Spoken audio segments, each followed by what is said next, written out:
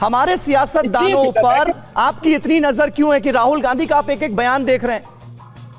देखिए, मैं तो हिंदुस्तान की पॉलिटिक्स को फॉलो करता हूं और करनी भी चाहिए, क्योंकि इसका हमारे आप अमेरिका की पॉलिटिक्स को क्यों फॉलो करते हैं? आप रशियन पॉलिटिक्स को क्यों फॉलो करते हैं? जाहिर है, जो भी अवेयर आदमी होगा वो उसके पॉलिटिकल असरात हैं एक दूसरे के ऊपर, और हिंदुस्तान की सियासत का पाकिस्तान पे बहुत गहरा असर है। बांग्लादेश की सियासत का हिंदुस्तान, हम एक रीजन में रहते हैं, एक इलाके में रहते हैं, और इसलिए मैं समझता हूँ कि मोदी जी की जो पॉलिसीज हैं उन्होंने बड़ा हर्ट किया है पीस को इस रीजन में। अच्छा। और उनको जो भी उनकी मुखालफत करता है। तो आप नरेंद्र मोदी को भारत के प्रधानमंत्री के तौर पर नहीं देखना चाहते, आप राहुल गांधी को प्रधानमंत्री के तौर पर देखना चाहते हैं?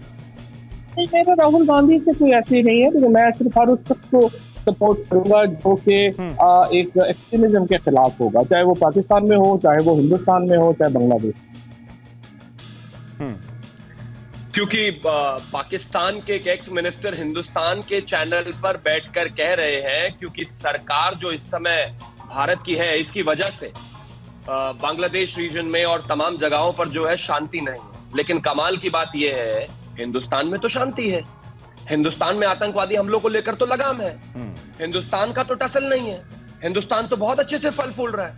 आप ही के लोग कह रहे हैं कि हिंदुस्तान किस तरीके से आगे बढ़ रहा है। तो जाहिर है यही साबित करता है राहुल गांधी को चाहने वाला, कांग्रेस को चाहने वाला हर एक व्यक्ति वही है जो हिंदुस्तान को कमजोर करना चाहता है।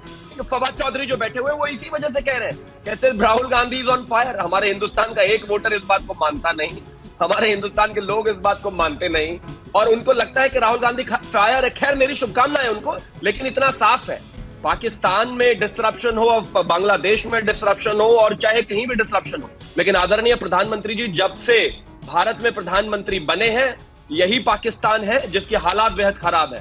यही वही अयाज सिद्दीकी इनके सांसद थे जिसने कहा था कि जब अभिनंदन पाकिस्तान के पास थे तो टांगे कांप रही थी इनकी मीटिंग में, और ये कहा जा रहा था कि छोड़ दीजिए अभिनंदन को जल्दी से, वरना रात को 9 बजे भारत हमला कर देगा।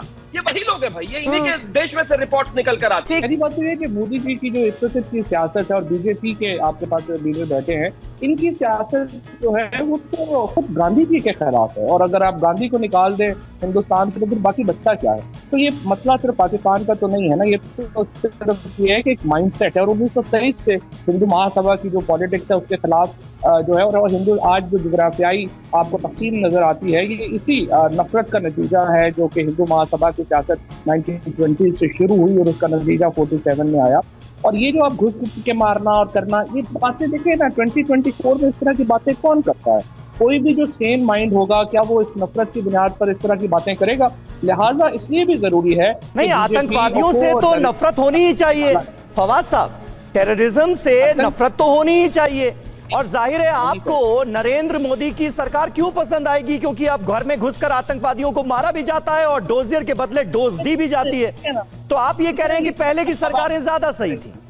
आप जो मर्जी अपने टीवी पेपर पे गड्ढा करें, बट फैक्ट इज कि आज जो हिंदुस्तान की जो सरहदें हैं वो बहुत ज्यादा वल्नरेबल है।